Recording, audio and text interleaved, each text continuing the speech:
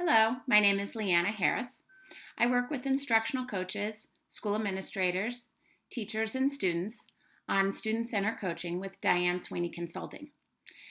As we get to be about halfway through summer and back to school ads start appearing on TV, a question that we get asked a lot by instructional coaches is, what should I be doing the first few days of school and even the first few weeks of school? When we were all classroom teachers, this was really obvious. You had a certain amount of time with your kids, you know what you needed to get done, and that's what you did. It's very defined. However, as instructional coaches, it's really quite the opposite. Our job is to be in classrooms with teachers, and yet they're busy setting up rituals and routines and creating a classroom culture, and it's really not necessarily the right time for us to be in there coaching with them. So, what can we be doing? The first thing is to use this time to get to know the teachers, the other staff, the students, and even parents in your school community. One way to do this, especially for the teachers, is by creating a welcome letter. This is a way of introducing yourself. Maybe you've been at the building before, but certainly there will be new teachers who don't know you, or especially if you're new to the building or new to coaching, this is a great way to again, tell about yourself, about your beliefs, about what coaching is going to look like, and it's a really great way to introduce yourself kind of formally to the community. It's a really, really great time also to build relationships with teachers and for the students to get to know you, trusting relationships and developing a rapport with everybody in the building. So what can this look like on a day-to-day level? The first thing is just to have a lot of high visibility, and you can do this by being out and about during transition times, whether it's before or after school, helping during lunch and playground duty, being out in the hall during passing periods. All of these are great opportunities to be seen, to be helpful, and to be out in the school community.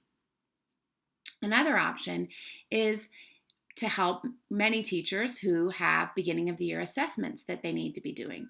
You can offer to cover for them or help in other ways with these assessments. A third thing you can be doing is kind of informal coaching, we like to call it. This can be attending team meetings. It can be providing resources for teachers. It can be just a quick meeting with a teacher to talk about an issue they have going on and giving them some helpful ideas, helping set up a classroom library, doing some strategies around beginning of the year systems and structures. Lots of different things, but it's very informal. It may be one time, two times, but really unstructured and informal, but can be very helpful to teachers. And again, a great way to build those trusting relationships. Another thing you can be doing during this time is what we like to call adopt a teacher. And basically, this is a way to help yourself get ready for the school year and to demonstrate to the teachers in the building that you're a learner too. If, for example, you've always been a lower elementary teacher and now you're going to be coaching K-5, you may want to find a 4th or a 5th grade teacher who would let you just sit in their classroom a little bit over the course of the first few weeks to kind of see what it's all about and get to know the situation. Or if you're in the secondary level and you maybe are a humanities teacher, you might want to do this sitting in on math or science, and the same thing. You're a learner. You're getting to know the situation. It's not about them and their teaching. It's about you learning about something new. Lastly, you want to make sure from the very beginning of the year that you set up a specific time each week to meet with your school administrator. If you start this off at the beginning of the year, you've made it very clear that this is a priority and that both of you have it scheduled as a weekly meeting. So this is another way you can be using your time during those first 2 or so weeks. Now, all of this comes with a big caveat, and that is you need to set the expectation that what you're doing during this first 2 weeks or so is going to look very, very different from what you'll be doing for the rest of the year. We know that for coaching to be maximally effective, to have the biggest impact on student learning and student achievement, it needs to be deliberate and sustained over a period of time. And we do this with 4 to 6 week coaching cycles. So being helpful, stopping in someone's room to help with something, covering for a teacher, helping out on the playground are all great things, but you want to make it clear that those are not the things that you're going to be doing once your coaching cycles kick in after the school year gets up and running. So be very, very clear. The other thing you want to be keeping in mind during this is setting the culture of transparency. We're no longer in the era of believing that coaching is about fixing teachers.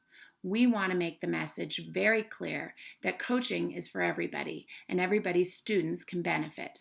So we want a very high level of transparency. And one of the ways we can do this is by always having our schedule visible for everybody. So even in those first few weeks when it's not very defined what you're going to be doing, you can still fill in. Obviously, you're meeting with the principal. That would be a set thing. If you know at 2 o'clock you're going to meet with the fourth grade team, put that on your schedule. If you know that tomorrow during her planning period you're meeting with the kindergarten teacher, put that on your schedule. And this way, not only are you making it clear that you're keeping busy and doing important work, but you're also, again, sending that very valuable message that it isn't a secret. It's not about hiding out that someone's working with you because they need to be fixed. It's about being very public and very transparent and taking a sense of pride in someone working with the coach. So always make sure you have your schedule up. And lastly, again, just remember this is about building relationships. So be out and about, be chatting, make sure everybody gets to know you, get to know the students, because in all likelihood, you're going to be in all of these classrooms at some point during the year. And if they feel a little more comfortable and know who you are, that will just help make that time go all the more smoothly. For more information, you can find lots of good nuts and bolts and theory and practice on student-centered coaching in both of Diane Sweeney's books, and you can visit us online at dianesweeney.com. Thank you.